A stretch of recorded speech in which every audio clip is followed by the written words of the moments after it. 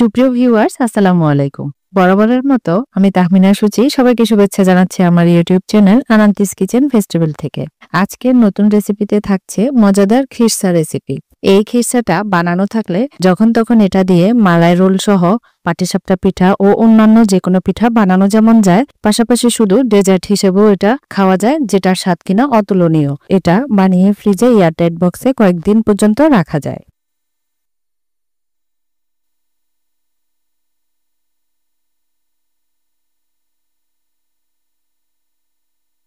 খিরসা রেসিপির প্রিপারেশনে আমি 2 লিটার দুধ কাজের সুবিধার জন্য আগে থেকে জাল করে রেখেছি। আমি গরুর দুধ 2 লিটার, যেটা কিনা এরকম বোতলে আগে থেকে ফ্রিজে রাখা ছিল, সেটা জাল হতে বসিয়েছি। এভাবে চুলায় অল্প আঁচে বসিয়ে কিছুক্ষণ পর পর সরসহ মিলিয়ে মিলিয়ে জাল করে ঘন হতে দিব, যেটা কিনা বাদামি কালার চলে এসেছে। আমি দুধটাকে আগে থেকে জাল করে নিয়েছি। কেউ চাইলে ইনস্ট্যান্ট কাঁচা দুধ জাল করে সাথে 2 চা চামচ চিনির ক্যারামেল মিলিয়ে নিলেও এরকম ক্রিমি বাদামি কালারটা চলে আসবে, সাথে টেস্টও আরো বাড়বে। জাল হতে হতে এরকম দানাদার ছানা ছানা যেমন হয়েছে, কালারটাও হয়েছে একদম চেঞ্জ। যেহেতু এই পাত্রে দুধ জাল করেছি, তাই আরেকটা ননস্টিক পাত্রে দুধটা চেঞ্জ করে নিচ্ছি, যেন খিরসাটা তলায় লেগে না যায়। দুধটা বেশ ঘন অবস্থায় আছে। এবারে চুলা অন করে জাল হতে বসাবো। তাতে দিচ্ছি 3 টেবিল চামচ চিনি। মিষ্টিটা যার যার পছন্দ মতো অ্যাডজাস্ট করে নেবেন। মেশাতে থাকবো। মেশানোর এই পর্যায়ে দিচ্ছি গুঁড়া দুধ আধা কাপ। এতে করে টেস্টটা যেমন বাড়বে, পাশাপাশি খিরসার পরিমাণও বেড়ে যাবে। ভালোভাবে সবকিছু মেশাতে থাকবো। গুঁড়া দুধটা নাড়াতে থাকবো। এ পর্যায়ে নাড়ানো কিন্তু বন্ধ করা যাবে না।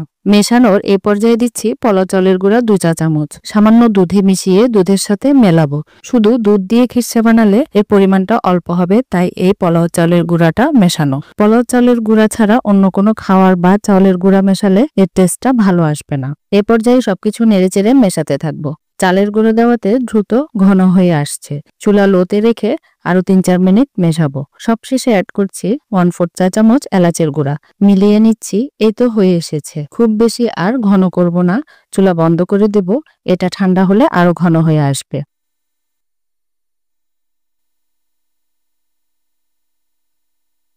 এবার পরিবেশন পাত্রে নিয়ে নিচ্ছি।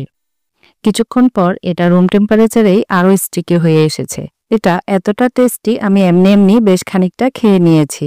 পরবর্তীতে এই খিরসাটা দিয়েই পাটিসাপটা পিঠা বানাবো, যেটা পরবর্তী রেসিপিতে শেয়ার করব ইনশাআল্লাহ। আজ এ পর্যন্ত। পরবর্তীতে আবারও অন্য কোনো রেসিপিতে কথা হবে। ততক্ষণ পর্যন্ত সবার ভালো থাকা, সুস্থতা ও নিরাপদ থাকা এই প্রত্যাশায়। আল্লাহ হাফেজ।